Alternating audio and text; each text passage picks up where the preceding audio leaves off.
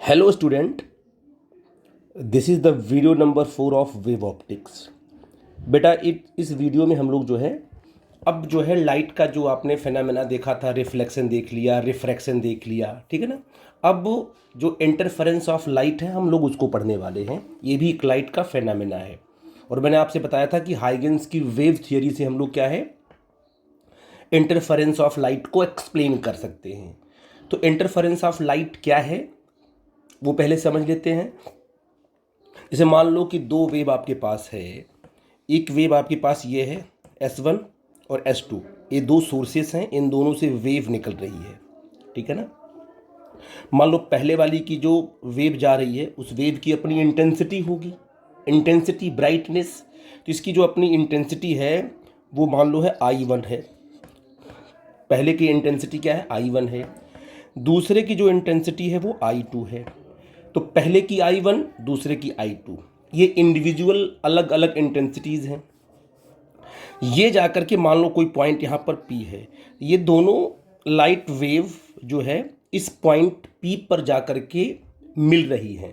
इसको बोलते हैं सुपर इम्पोज होना, एक साथ मिल जाना। यहाँ पर दोनों वेव एक साथ मिल करके यहाँ पर जो इस पॉइंट पर जो P पॉइंट को जो वेव मिलेगी वो I1 नहीं मिलेगी, वो I2 नहीं मिलेगी, वो I1 और I2 का जो है ये दोनों वेव का जो सम होता है ना, सुपरपोजिशन, वो यहाँ रिजल्टिंग इंटेंसिटी यहाँ मिलेगी। तो यहाँ पर जो है रिजल्टेंट जो होगा ना, जो नई वेव बनेगी दोनों को मिलाने के बाद, उसकी जो इंटेंसिटी है वो पॉइंट P फील करेगा। अगर ये वेव ना हो तो सिर्फ I1 को P फील करेगा, अगर I1 ना हो तो सिर्फ I2 को फील करेगा। लेकिन I1 और I2 दोनों इंटेंसिटी जब P पॉइंट पर पहुंचती है तो P पॉइंट I1 और I2 को ना फील करके वो इन दोनों के रिजल्टेंट को फील करता है। अब हमको लगता है कि यहाँ पर जो इंटेंसिटी होगी, रिजल्टेंट इंटेंसिटी दोनों को मिल करके वो I1 प्लस I2 होनी चाहिए, लेकिन ऐसा नहीं होता है। यहाँ पर जो इंटेंसिटी मिलती है, रिजल्टिंग इंटेंसिटी दोनों वेव की, वो कुछ अलग होती है, I1 प्लस I2 से अलग होती है या I1 माइनस I2 से अलग होती है, ठीक है ना। तो वही इंटेंसिटी का फॉर्मूला हमें बताना है, और यही क्या है आपका इंटरफेरेंस ऑफ लाइट है, ठीक है ना। तो मैंने क्या बोला कि when two light wave superpose at a point, the resultant intensity at that point is different from the sum of two intensities. I1 plus I2 ना होकर के वो कुछ और आती है, sum of two intensities of the individual waves, ठीक है ना। जैसे कि हमको लगता है कि I1 प्लस I2 आना चाहिए, लेकिन ऐसा नहीं होता है। वो इंटेंसिटी अलग, जो रिजल्टिंग इंटेंसिटी है उसका फार्मूला ही अलग आता है। और ये जो फेनामेना हो रहा है कि I1 प्लस I2 आना नहीं मिल रहा है, कुछ और रिजल्टिंग इंटेंसिटी मिल रही है, तो this modification of light intensity at that point of superposition, जहाँ पर लाइट सुपरपोज कर रही है, ऑफ द कोहेरेंट वेव, दोनों वेव का कोहेरेंट होना जरूरी है, तभी जो है आपको रिजल्टिंग इंटेंसिटी दिखाई पड़ती है। ब्राइटनेस डार्कनेस, ब्राइटनेस दिखाई पड़ता है। Coherent waves is called the interference of light. तो ये दोनों जो लाइट इंटेंसिटीज हैं, ये जब आपस में सुपर इम्पोज करेंगी तो कभी कभी क्या होगा, यहाँ पर जो इंटेंसिटी है वो I1 प्लस I2 से बड़ा होगा।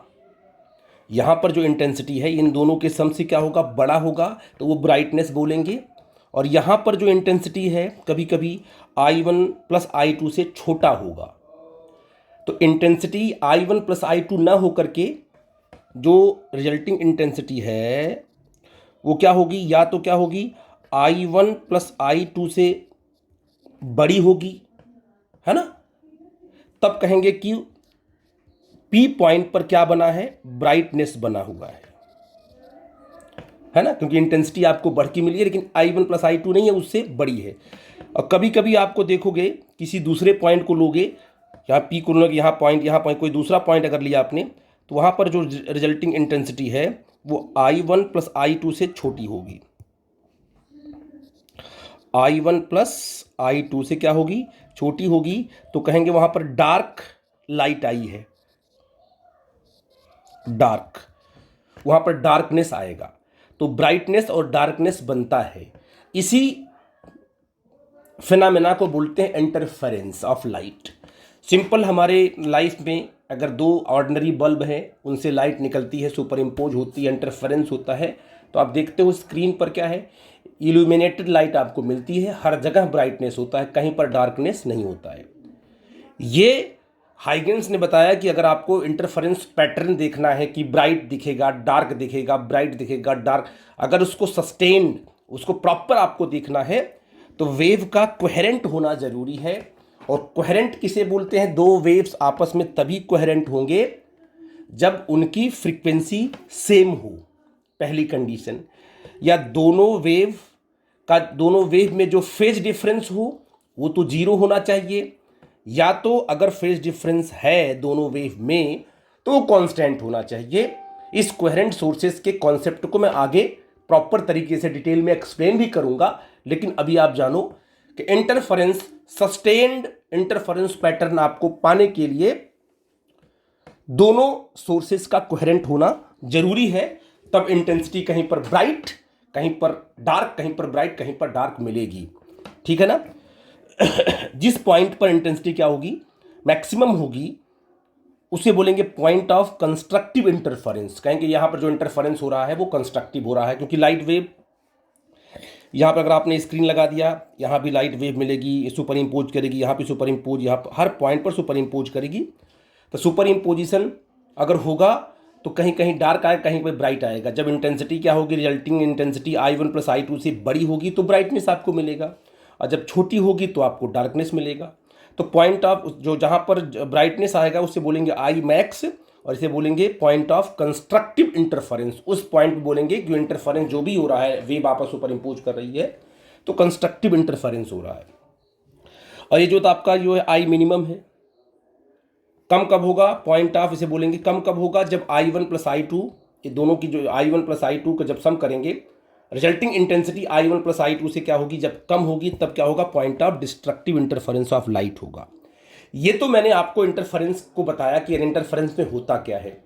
ये इंटेंसिटी मैक्सिमम और मिनिमम कैसे हो रही है, इसको हम डिटेल में डिस्कस करने वाले हैं। ठीक है ना? तो ये तो इंटरफेरेंस ऑफ लाइट की बात करेंगे, इसी को पूरे चैप्टर में हम लोग डिस्कस करने वाले हैं। इसके पहले हम एक कॉन्सेप्ट आता है, 3 मार्क्स का आता है, 2 मार्क्स का, तो उसको डिस्कस कर लेते हैं। Principle of superposition of light waves. Simple सी बात है, इसको आप पहले भी पढ़ चुके हो। तो क्या है, अगर आपके पास इसको आप it state that 2 or more wave trains, मतलब वेव ट्रेन्स का मतलब जो आपकी लाइट वेव है, wave trains of light travelling in a medium superpose upon each other, then the resultant displacement at any instant is equal to the vector sum of the displacement due to the individual waves. तो आपने कहा कि y1, y2, y3 ऐसे सारे आपके पास waves हैं, इनको जब आप ये आपस में सुपर इम्पोज करेंगे तो जो रिजल्टेंट डिस्प्लेसमेंट आएगा वो y1 + y2 + y3 and so on. इस प्रकार से सारे के सारे डिस्प्लेसमेंट वेक्टोरियली ऐड कर दिए जाते हैं, तो उसका रिजल्ट मिलता है आपको। ठीक है ना? तो ये तो आपका कॉन्सेप्ट हो गया, थोड़ा सा 2 नंबर का है, इससे ज़्यादा इस पर डिटेल नहीं करनी है। लेकिन जब सुपरपोजिशन होता है तो इंटरफेरेंस पैटर्न होने लगता है, इंटरफेरेंस होता है, उसी इंटरफेरेंस को हमें प्रॉपर तरीके से डिस्कस करना है। ठीक है ना? अब आते हैं किस पर, theory of interference of 2 waves. It is important. और आपको बताया मैंने कि दो वेव आप लोगे तो 2 सोर्स आपको चाहिए, तो 2 सोर्स आपको जो ले रहे हो दोनों सोर्सेस कोहेरेंट होने चाहिए। तो हाइगेंस ने बताया कि भाई दोनों सोर्सेस तो कोहेरेंट तभी होंगे जब दोनों की फ्रीक्वेंसी सेम हो, सेम फेज में हो या कांस्टेंट फेज में हो। इन सब कोहेरेंट बनाने के लिए आपको ऐसे ऑर्डिनरी बल्ब आप लेकर के या ऑर्डिनरी लाइट लेकर के, ऑर्डिनरी सोर्स लेकर के आप नहीं बना सकते हो। तो हाइगेंस के हिसाब से कि मान लो एक सोर्स आपका यहाँ है, इसने अपना वेव फ्रंट निकाला, तो स्फेरिकल वेव फ्रंट बनेगा ऐसे ऐसे, और ये वेव फ्रंट आगे की तरफ बन रहा है। यहाँ पर आपने स्लिट रखा हुआ है, मान लो आपका एक कार्डबोर्ड है, बिल्कुल यहाँ पर आपने 2 होल कर रखे हैं छोटे छोटे, इसको बोलते हैं स्लिट्स। S1 एंड S2 क्या है, स्लिट्स है, जो कि 2 होल है जहाँ से लाइट पास होगी। ये आपकी स्क्रीन है।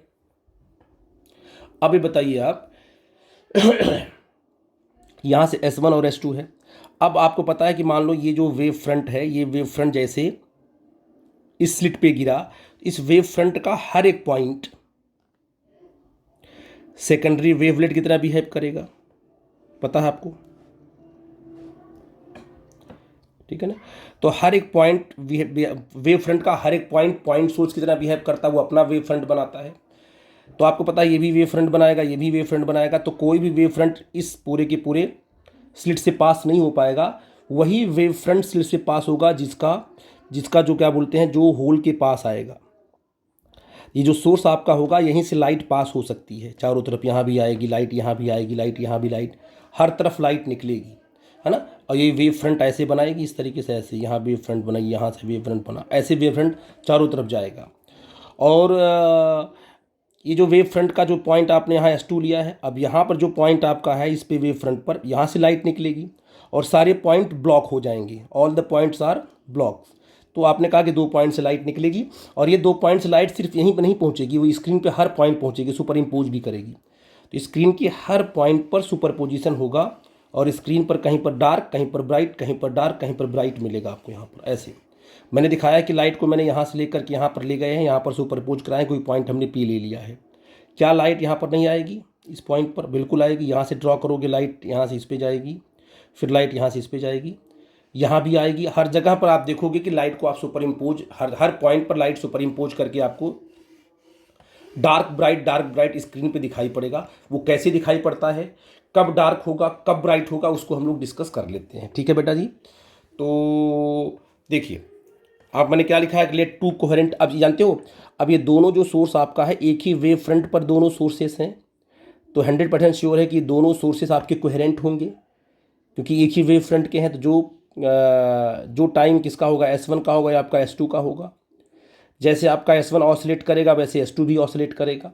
तो ये दोनों आपको क्या है, इंडिविजुअल अलग अलग सोर्सेस को आप क्या है, अगर चाहो बनाना कोहेरेंट तो पॉसिबल नहीं है, ठीक है ना, वो इनकोहेरेंट होंगे। लेकिन अगर एक सोर्स के वेव फ्रंट पर कोई 2 पॉइंट ले लो और वो दोनों पॉइंट भी है बजाय पॉइंट सोर्स, तो वो दोनों सोर्स क्या है, कोहेरेंट कहलाएंगे। इसके बाद उनसे हम लाइट निकाल करके आपस सुपर इम्पोज करा के रिजल्ट के बारे में बात कर सकते हैं। इसलिए हमने स्लिट बनाया यहाँ पर, यहाँ से S1 और S2, ठीक है ना। देखो एक लाइट वेव हमने कोई पॉइंट पी लिया, तो S1 से लाइट वेव निकल के गई पॉइंट P पर, तो हमने माना कि उस वेव का इक्वेशन क्या है, y1 is equal to A sine omega t, ठीक है ना। इस पहली वेव का इक्वेशन है, ठीक है ना।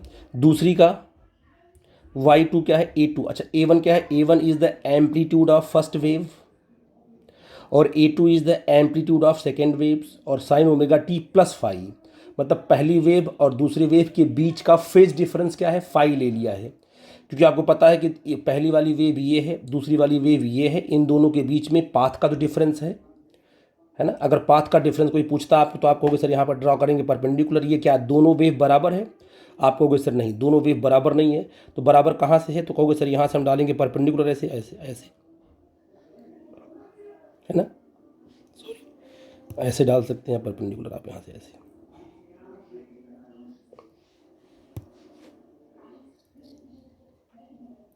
अब यहाँ इस पॉइंट से और इस पॉइंट से दोनों वेव बराबर है। देखो इतनी वेव एक्स्ट्रा निकल गई है, मतलब जो सेकेंड वाली वेव है वो इतना डिस्टेंस, इतना लेंथ इसकी बड़ी है। तो इसका मतलब पहले वाली वेव दूसरी वाली वेव के बीच में पाथ डिफरेंस है कि नहीं है? बिल्कुल है। ये हमने निकाला, वेव जाएगी इस तरीके से, मैंने इतना ही बनाया, वेव जा रही, ये भी वेव ऐसे जाएगी।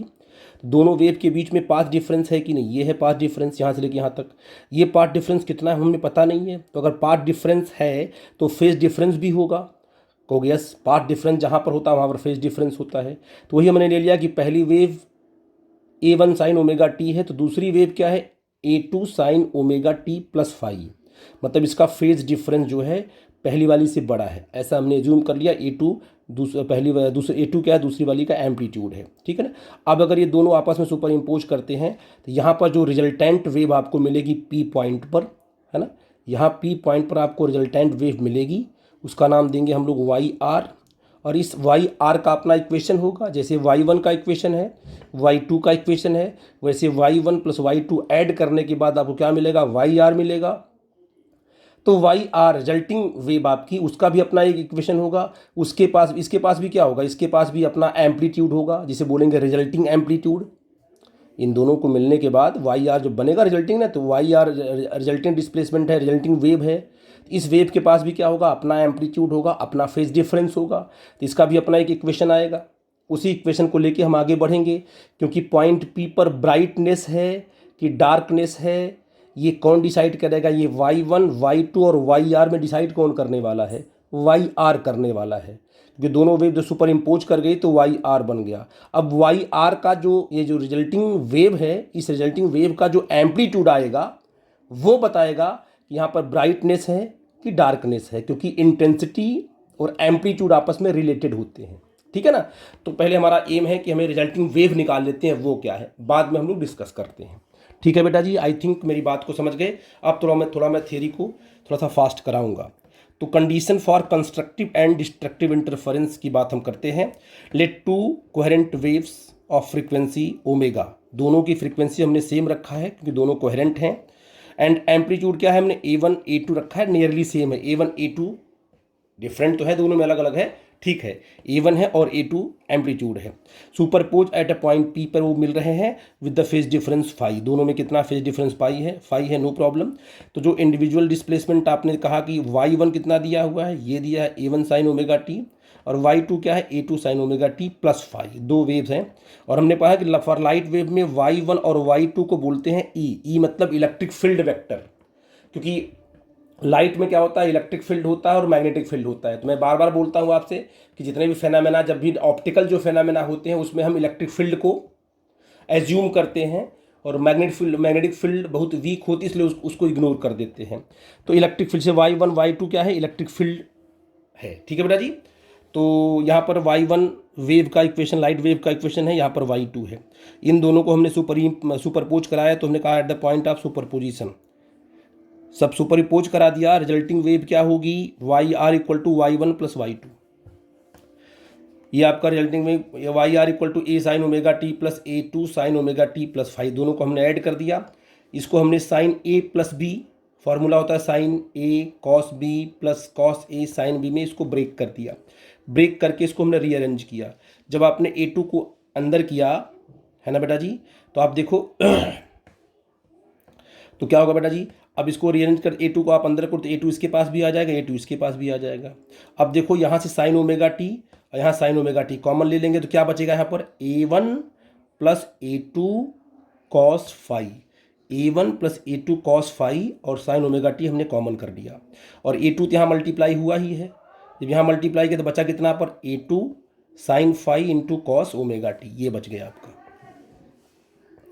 तो आई थिंक इसको आपने सिंप्लीफाई आप आराम से कर लोगे।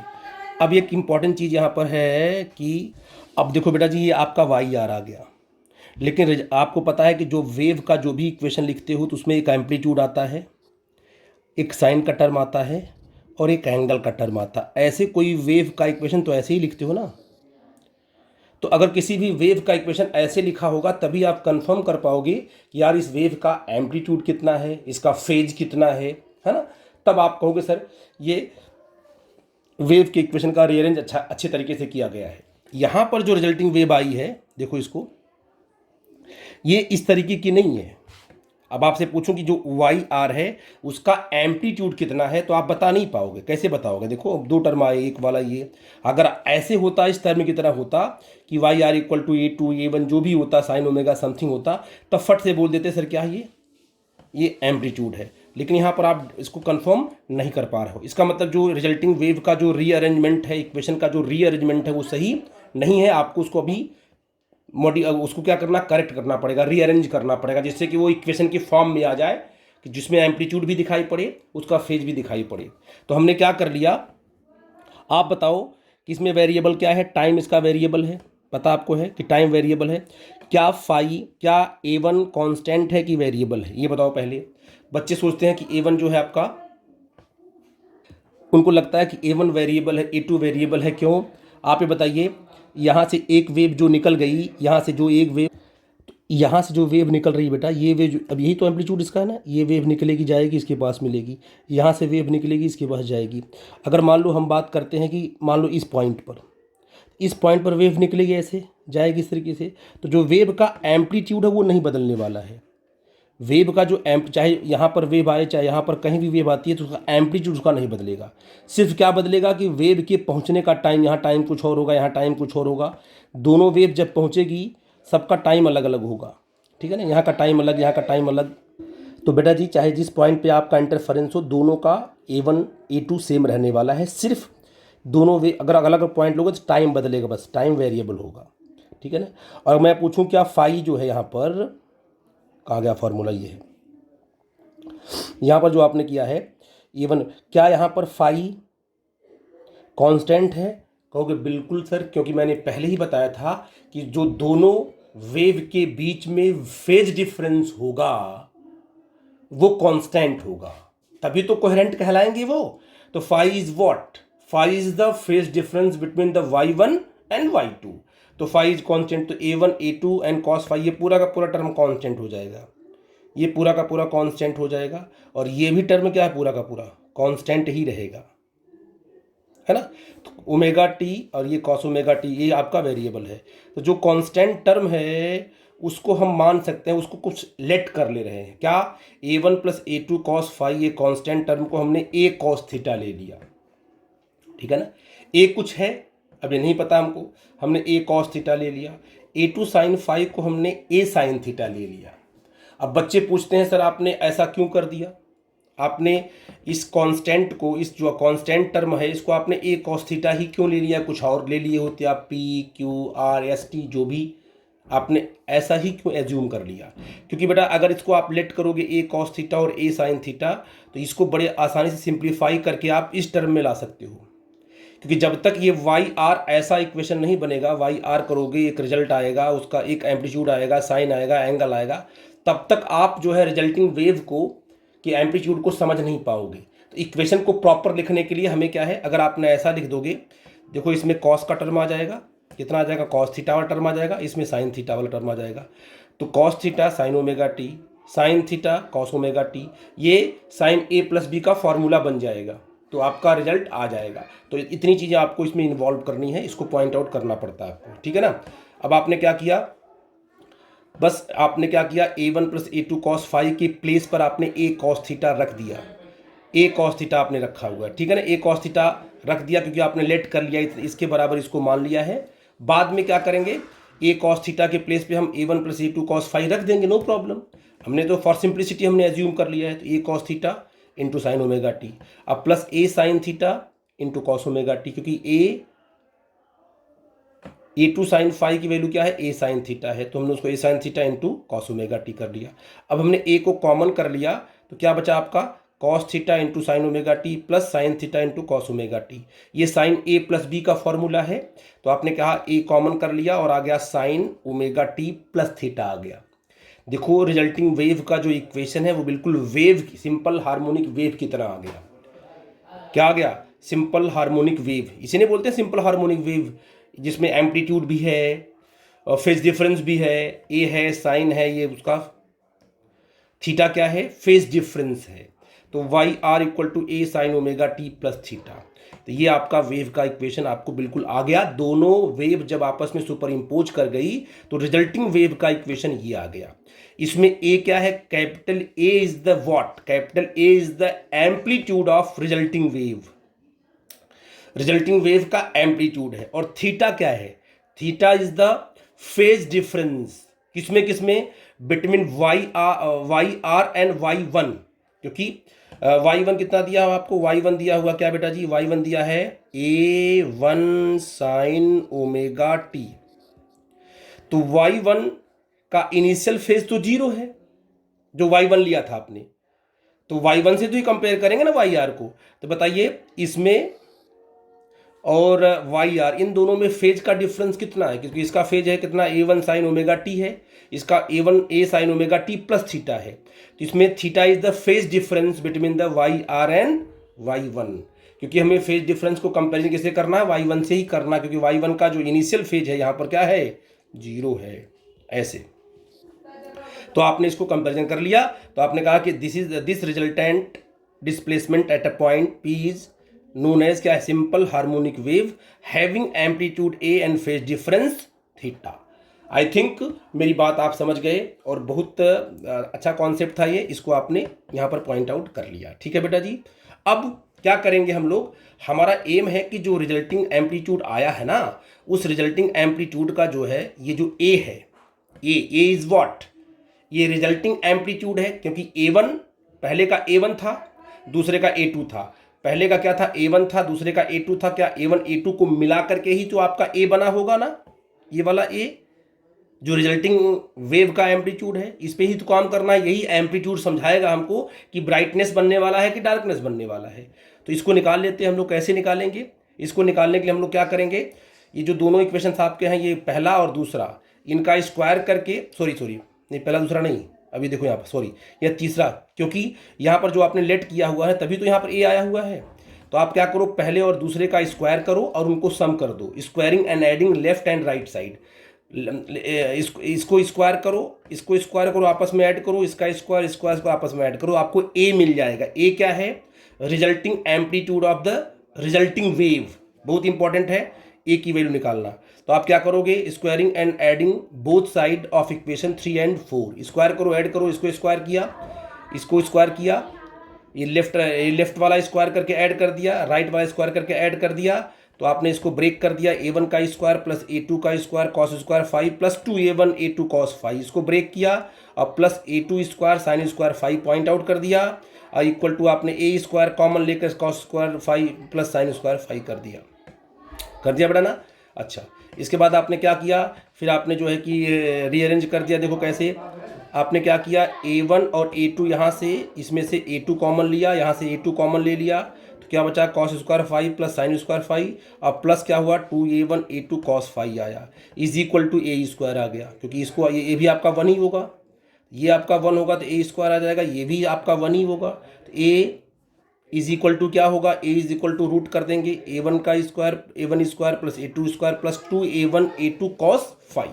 ये फॉर्मूला आया रिजल्टिंग एम्पलीट्यूड का। बहुत इंपॉर्टेंट है कि जो रिजल्टिंग एम्पलीट्यूड है उसका फॉर्मूला क्या आया, ये आया। मतलब दोनों एम्पलीट्यूड को किस तरीके से हम मिलाएंगे कि आपको रिजल्टिंग एम्पलीट्यूड आएगा, उसका फॉर्मूला ये है। ये कुछ जाना पहचाना लग रहा है, क्योंकि आपने जब दो वेक्टर का सम किया था, दोनों वेक्टर के सम का जो रिजल्टेंट आया था आपका, वो कैसे आया था आपका, R1 प्लस R1 का A1 का स्क्वायर प्लस A2 का A1 का स्क्वायर, यानी A का स्क्वायर प्लस B का square plus 2AB cos theta. इस तरीके से आपको वेक्टर सम में आपको रिजल्टेंट मिला था, उसी तरीके से ये भी मिलता है। ठीक है बेटा जी, तो बड़ी इंपॉर्टेंट चीज़ है, ये आपका रिजल्टिंग एम्पलीट्यूड का फॉर्मूला है। इसको एक सिंपल तरीके से बताता हूँ कि ये फॉर्मूला कैसे निकालोगे आप, जब आपको डेरिवेशन में देना पड़ेगा पूरा का पूरा, लेकिन अभी आप ऑल्टरनेटिंग करंट में आपने पूरा डिस्कस किया था, वो मैं आपको बताता हूँ कि आप कहते हो कि हमारे पास दो वेव है। कौन कौन सी वेव है, एक y1 है, एक आपके पास y2 है। तो y1 कितना है बेटा जी, यहाँ देखिए, अगर हम आपसे पूछें कि y1 कितना है, तो y1 कितना, A1 साइन ओमेगा t है, और y2 कितना है बेटा जी, A2 साइन ओमेगा t और प्लस 5 है। ठीक है बेटा जी। अब इनका जो है, पहले अगर इनको आपस में ऐड करते हैं तो इसका जो एम्पलीट्यूड है A1 और A2 वो कैसे ऐड होगा। तो एम्पलीट्यूड को ऐड करने के लिए हम वेक्टर रूल लगा देते हैं। A1 और A2 वेक्टर नहीं है, याद रखना, बट A1 और A2 को जो ऐड करते हैं तो उसका जो रिजल्टेंट आता है एम्पलीट्यूड का, वो वेक्टर सम से ही आता है। ठीक है ना। तो हम वेक्टर सम की हेल्प लेकर के उसको कर लेते हैं। कहते हैं कि जो मैथमेटिक्स लगाते हैं वेक्टर वाई लगाते हैं, बट A1 A2 वेक्टर नहीं है। तो आप बताइए A1 और A2, A1 और A2 में फेज डिफरेंस कितना है, 5 का है ना। देखो A1 के लिए फेज, इनिशियल फेज 0 है, और A2 का फेज कितना है, 5। मतलब A2 जो है 5 एंगल आगे है और A1 जो है 5 एंगल पीछे है। इसका तो ये मतलब ना, अभी आपने पढ़ा था क्या बोलते हैं अल्टरनेटिंग करंट में, जब वेव इक्वेशन आप वोल्टेज और करंट की बात करते हो तो फाई क्या बताता है, कौन आगे है कौन पीछे है, कौन लैग कर रहा है कौन लीड कर रहा है। तो अगर आपने A1 और A2 को वेक्टर सम करने वाले हैं आप, तो आपने यहाँ पर A1 वेक्टर के फॉर्म में लिख दिया और A2 भी लिख दिया, और A1 और A2 के बीच का जो फेज डिफरेंस क्या लिखा आपने, फाई लिखा, क्योंकि A1 से A2 कितना लीड कर रहा है, फाई एंगल लीड कर रहा है। तो phi is what, angle between A1 और A2। तो दो वेक्टर के बीच का एंगल अगर फाई है तो उसका रिजल्टेंट कैसे निकालते हैं, हम लगाते हैं पैरेललोग्राम लगाते हैं। तो लगा दिया आपने पैरेललोग्राम, ये आपका रिजल्टेंट आ गया, कि आपका A है ना, ये आपका A है। तो जो रिजल्टिंग वेव का जो इक्वेशन था वाई आर कितना बेटा जी, वाई आर क्या था, वो था A sine omega T plus theta. ये तो अब बताइए बेटा जी, जो रिजल्टिंग, ये आपका रिजल्टिंग एम्पलीट्यूड है। अब बताओ जो ए आया है ना, A1 A2 तो लिख बना लिया आपने। अगर आपको ए बनाना होगा तो आपने इसको ए बना लिया। अब बताओ ए जो है पहली वेव से कितना लीड कर रहा है, तो पहली वेव से लीड कर रहा है थीटा। तो आपने कहा ए का कितना होगा एंगल, A1 से थीटा होगा। सबका इक्वेशन लिख करके आप तभी एंगल बना पाओगे। तो आपने कहा A1 A2 दो एम्पलीट्यूड है, उनको सम किया हमने, तो A1 और A2 के बीच का एंगल फाई है, और रिजल्टेंट क्या आएगा, ए आएगा, और रिजल्टेंट A1 से कितना एंगल बना रहा है, थीटा बना रहा है, वो हम वेव के इक्वेशन को देख के बता सकते हैं। अब बताओ कैसे सम करोगे, A1 A2 का ए कितना आएगा, रिजल्टेंट कितना आएगा, सीधे यही आएगा A1 प्लस A2 का square plus 2A1 A2 into cos phi आएगा कि थीटा आएगा, फाई आएगा। क्योंकि जब भी वेक्टर सम करते हो तो यहाँ पर जब भी एंगल कॉस के साथ लिखते हो तो एंगल यहाँ पर जो लिखते हो वो एंगल क्या होता है, बिटवीन टू वेक्टर्स होता है जिनको आप जोड़ रहे हो, ठीक है ना। और थीटा का फॉर्मूला क्या होगा, आपको पता है थीटा कैसे लिखते हैं, नहीं पता आप लोगों को। जब दो वेक्टर आपने सम किया होगा, मैं बताता हूँ यहाँ पर देखो, जब दो वेक्टर, एक वेक्टर आपका यहाँ ये रहा होगा, ये आपका वेक्टर ए है, ये वेक्टर आपका मान लो क्या है, बी है ना, और ये इसका मान लो रिजल्टेंट यहाँ पर आ गया आपका आर आ गया, ये आपका आर आ गया। इनके बीच का हमने अल्फ़ा मान लो कुछ लिया था आपने, क्या अल्फ़ा लिया, इनके बीच का अल्फ़ा मान बी एंगल लिया था आपने, थीटा लिया था मान लो, दोनों के बीच का एंगल थीटा लिया था, है ना बेटा जी। और ये आपने लिया था मान लो कोई एंगल ले लो आप, इसको मान लो थीटा फाई, जो भी करना कर लो, हम बताते हैं आपसे कैसे। अभी मान लो इस दोनों के बीच का एंगल अल्फ़ा है, इसके बीच का एंगल आपका बीटा है ना। तो अगर आपको बीटा निकालना है तो कैसे निकालेंगे, टेन बीटा, अपोजिट वेक्टर लेंगे बी, साइन एंगल लेंगे अल्फा अपॉन ए, है ना बेटा जी।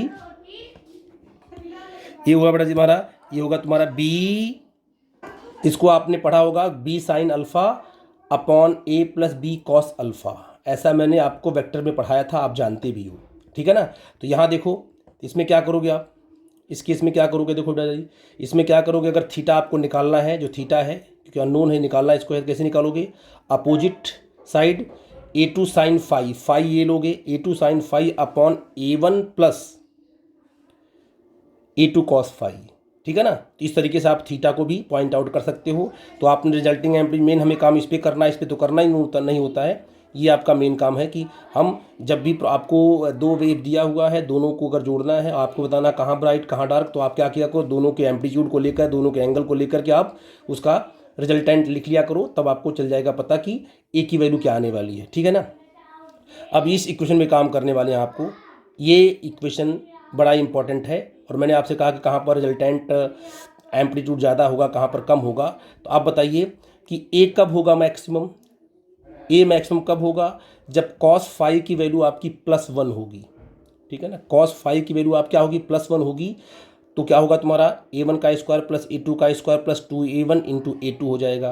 तो आपने कहा सर क्या हो जाएगा, अच्छा cos phi is equal to +1 कब मिलता है, जब फाई की वैल्यू क्या हो, 2n पाई हो, मतलब n इक्वल टू क्या रखो, 0 रखो, तो आ जाएगा 0, फिर n इक्वल टू 1 रखो, अगर n की वैल्यू यहाँ क्या आएगी, n कहाँ से कहाँ तक है, n इक्वल टू क्या है, 0 है, 1 है, 2 है, अप टू 2n पाई है। तो आप जब भी रखोगे 2n पाई, 0 रखोगे 0 आएगा, 1 रखोगे तो 2 पाई आएगा, 4 पाई आएगा, 6 पाई आएगा, उस पर हर इस वैल्यू पर आपको कॉस फाई की वैल्यू +1 मिलने वाली है, ठीक है ना। तो अगर ये +1 हो गया, कॉस फाई आपका +1 हो गया, तो ये हो जाएगा A1 square plus A2 square plus 2A1 A2, ये हो जाएगा A1 प्लस A2 का होल स्क्वायर, है ना बेटा, रूट हट जाएगा, सिंपल जो ए मैक्सिमम आएगा वो क्या आएगा, सिंपल A1 प्लस A2, पहले वाले के एम्पलीट्यूड को दूसरे वाले एम्पलीट्यूड सीधे ऐड कर देंगे, इंटेंसिटी नहीं ऐड होती है, याद रखना, दोनों वेव का एम्पलीट्यूड तो ऐड हो जाता है बट दोनों की इंटेंसिटी डायरेक्ट ऐड नहीं होती है। तो आपने कहा कि ए मैक्सिमम कितना आ गया, A1 प्लस A2 आ गया, तो ये क्या होगा, अब बताओ अगर फाई जो है दोनों के बीच का फेज डिफरेंस कितना आया, 2n पाई, तो कंडीशन क्या पड़ेगी, this condition for constructive interference, क्योंकि आपका एम्पलीट्यूड आपका मैक्सिमम दोनों को ऐड होके मिल रहा है, ठीक है बेटा जी। अच्छा, तो अगर आपके पास पता है कि जब फाई फेज डिफरेंस है तो करस्पॉन्डिंग पार्ट डिफरेंस भी होगा, तो पार्ट डिफरेंस क्या होता है, 2 pi by lambda in phase difference क्या होगा, 2 pi by lambda into path difference. तो कितना है फेज डिफरेंस दिया हुआ है 2n पाई दिया हुआ है, 2n पाई लिख करके आपने यहाँ से पाई पाई कट कर दिया, तो जो पार्ट डिफरेंस आया वो n लैम्डा आया। मतलब या तो फेज डिफरेंस 2n पाई हो या तो n लैम्डा हो। तो कंडीशन क्या बनेगी, this is the condition for constructive interference. तो दो वेव के बीच में कंस्ट्रक्टिव इंटरफेरेंस तभी होगा जब दोनों वेव के बीच का पाथ डिफरेंस n लैम्डा के बराबर हो। तो वो वेव जब सुपर इम्पोज करेंगी तो वहां पर आपको ब्राइटनेस बनता हुआ दिखाई पड़ेगा, पहली कंडीशन। दूसरी कंडीशन भी देख लेते हैं हम लोग क्या, कि hence the condition for constructive interference, मैंने पॉइंट आउट कर, इसको आप लोग रीड कर लेना।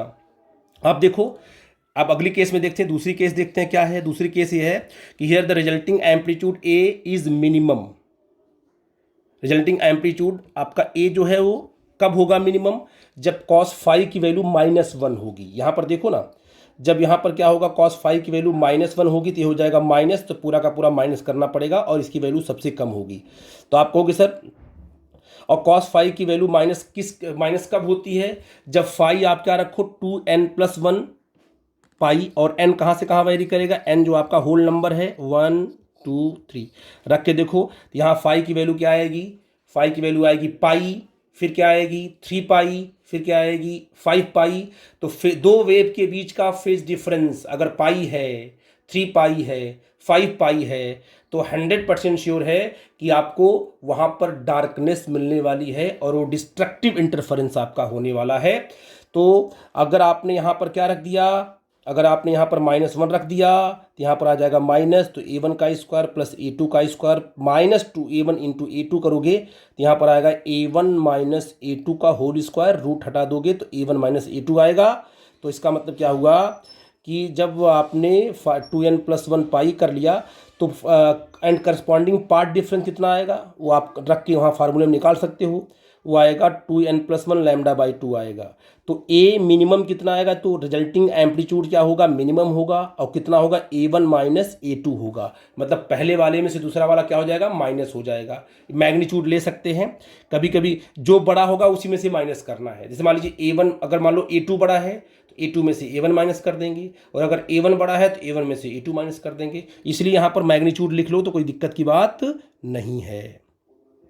ये कंडीशन आपकी आ गई, जिसको बोलेंगे डिस्ट्रक्टिव इंटरफेरेंस ऑफ लाइट। अगर डिस्ट्रक्टिव है तो फेज डिफरेंस कितना होना चाहिए, 2n+1 पाई, और अगर पार्ट डिफरेंस क्या होना चाहिए, Δx = 2n+1 λ/2, और हियर n वो आपका होल नंबर है, इसको हमने पॉइंट आउट कर दिया है। किसी बच्चे कोई डाउट होगा बेटा जी तो हमसे वो डिस्कस करेगा और फिर मैं इसको आगे कंटिन्यू करूंगा, ठीक है बेटा जी। और एक पॉइंट मैं आपको यहाँ भी पॉइंट आउट कर दे रहा हूँ कि अगर a1 = a, अगर दोनों वेव का एम्पलीट्यूड सेम है, मान लो a1 = a2 है, तब क्या होगा बेटा जी, बस वैल्यू पुट करो यहाँ पर 2a² + 2a² cos फाई आ जाएगा। यहाँ से 2a² अगर मान लो कॉमन ले लिया तो 1 + cos फाई आ जाएगा, और 1 + cos फाई क्या लिख सकते हैं, 2 cos² φ/2 लिख सकते हैं, ठीक है बेटा जी। तो ये जाएगा 2 से मल्टीप्लाई किया, 4a² cos² φ/2 है, रूट हटा दिया तो आ गया 2a cos φ/2। तो जो रिजल्टिंग एम्पलीट्यूड का फार्मूला आ गया, ये जनरल फार्मूला आपका a इतना आ गया, ठीक है बेटा जी। आई थिंक मेरी बात समझ गए। तो a मैक्स कितना होगा, a मैक्स में क्या होता है, पहला और दूसरा एम्पलीट्यूड ऐड होता है तो a + a आपका 2 हो जाए, 2a हो जाएगा। इसका मतलब a जो मैक्सिमम जो एम्पलीट्यूड है वो हो जाएगा 2a, वो कंप्लीटली ब्राइट होगा।